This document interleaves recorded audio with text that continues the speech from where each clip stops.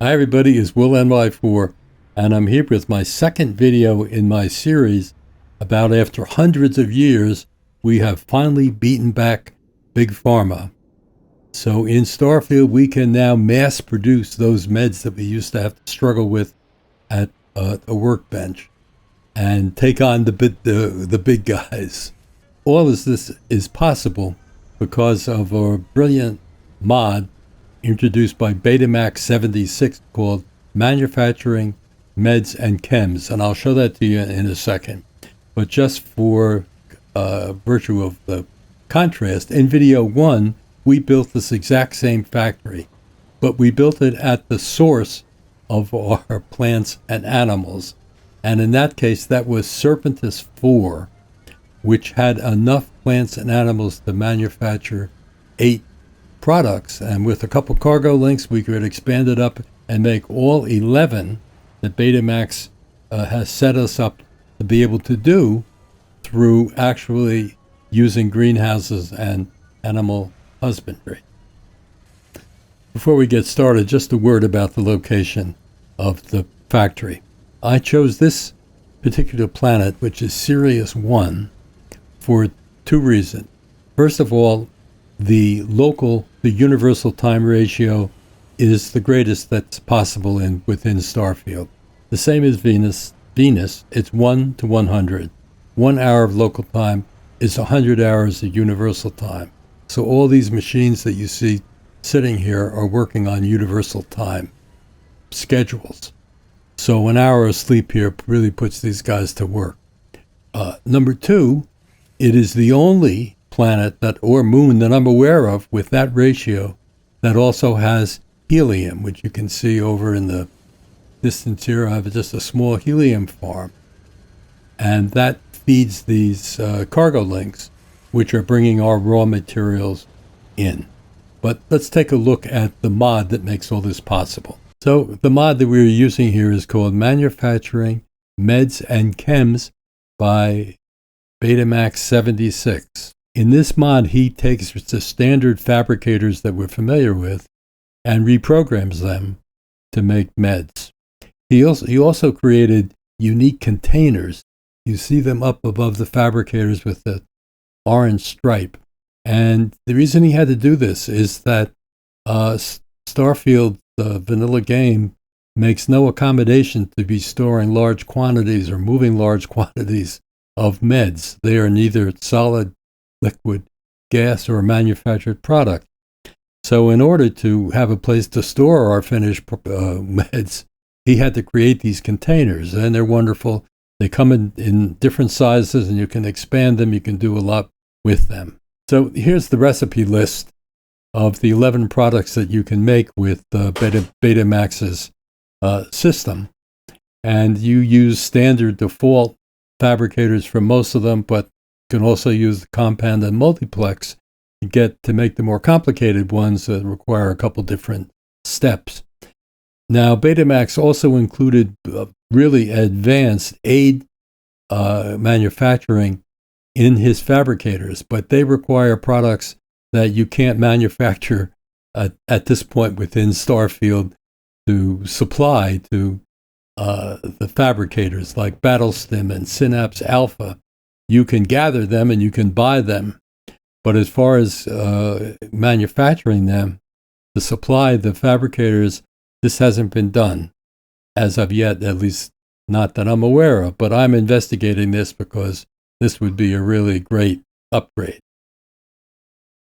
So just to close out the discussion about the cargo links here.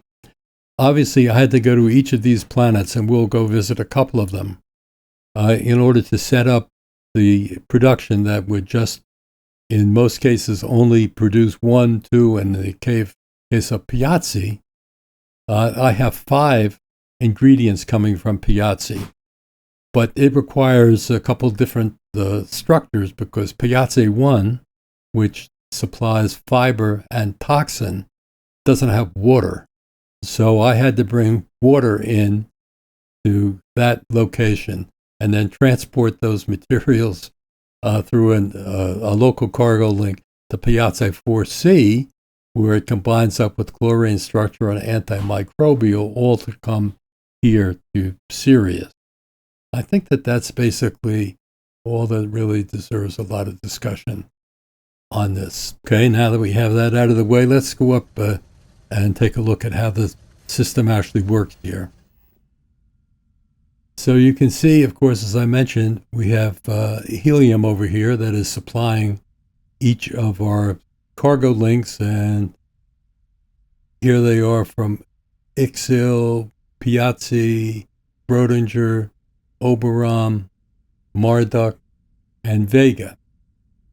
All the materials that are incoming, as you can see, are linked to this transfer container.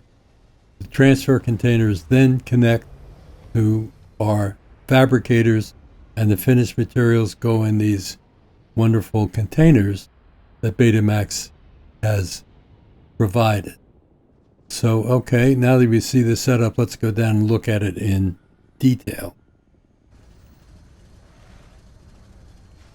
We can just choose any of the fabricators here. Here's the one, and this one is making penicillin X.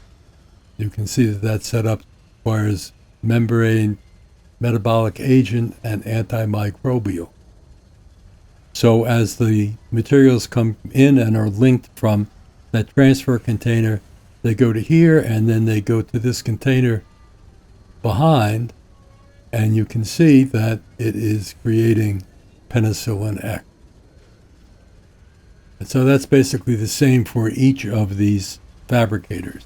But, similarly to the situation that was actually identical on Serpentis, here's a compound fabricator, and this one is making analgesic poultice that requires 3 of the finished products here: heel paste, antibiotics, and bandages. And I could have pulled them right out of the inventory, but I decided, since I had the resources to do it, that I would just put fabricators that make each of those products and link those up to incoming. So I'm not cannibalizing, in effect, anything that's coming from my regular production. So here's the heel paste as an example. And that, of course, gets linked back to the main compound fabricator here. And, we end up with analgesic poultice, quite a bit of it being produced in that location.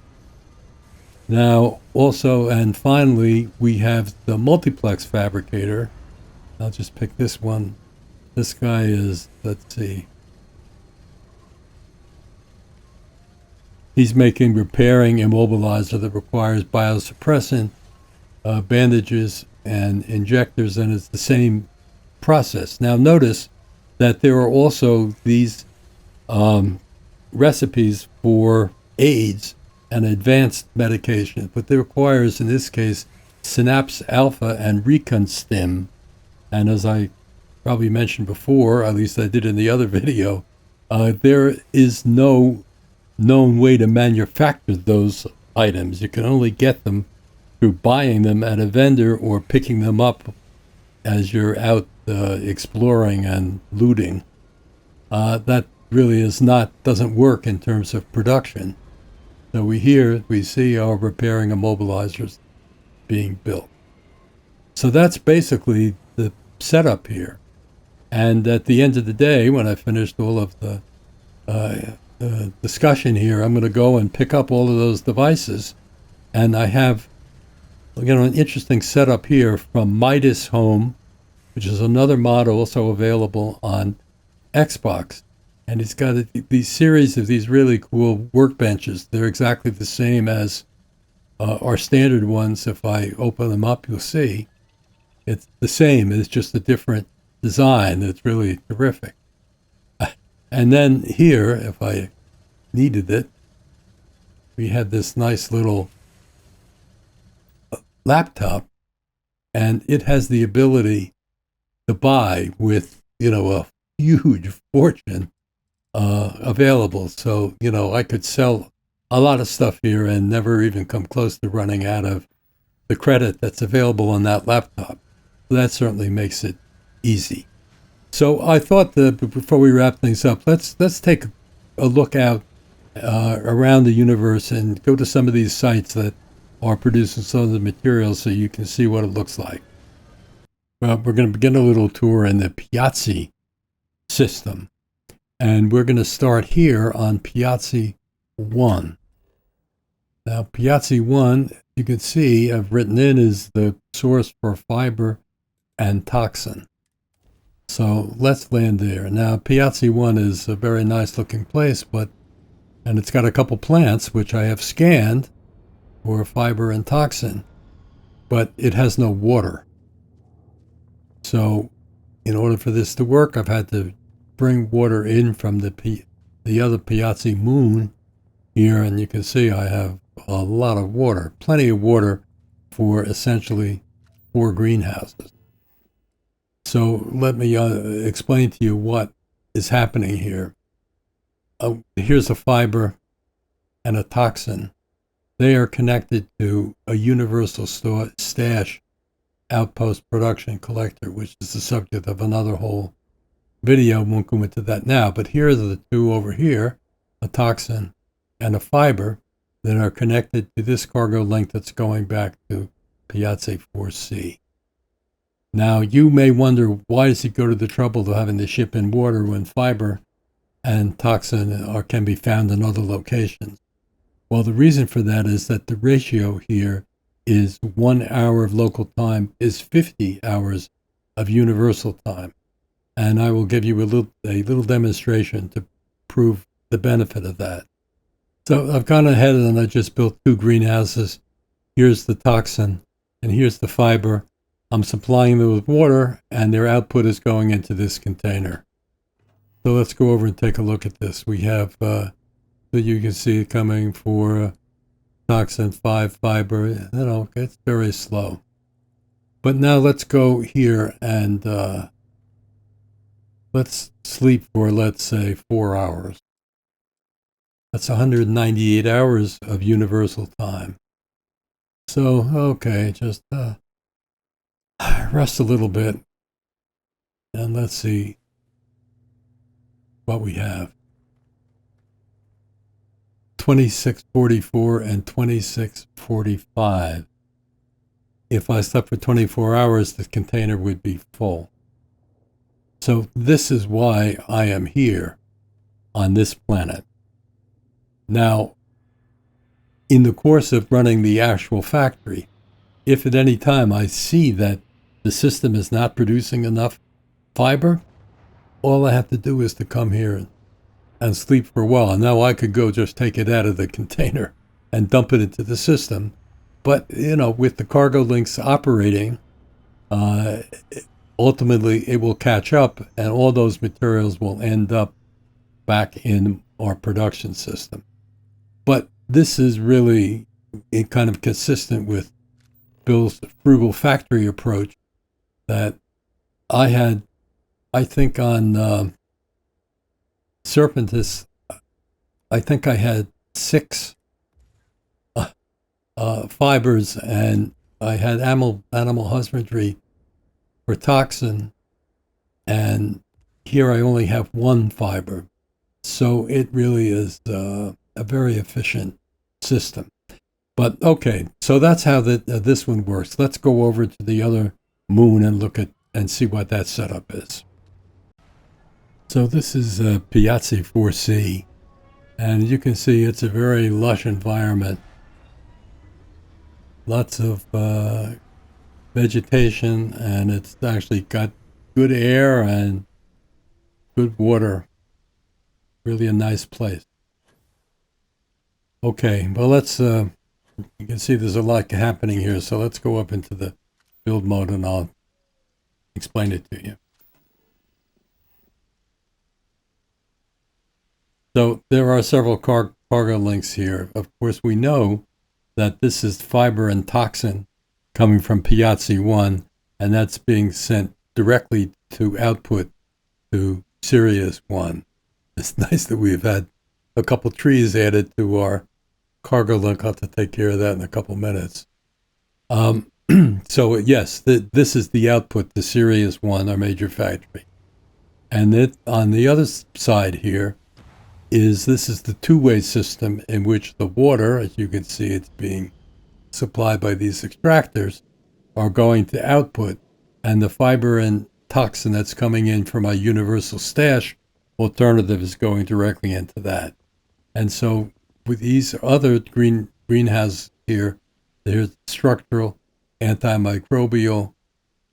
I guess there's a couple of those, and a couple structurals are also going into the universal stash system. Over here are the ones that I'm using for my factory, and I have a structural, antimicrobial, 3 antimicrobials, and a structural.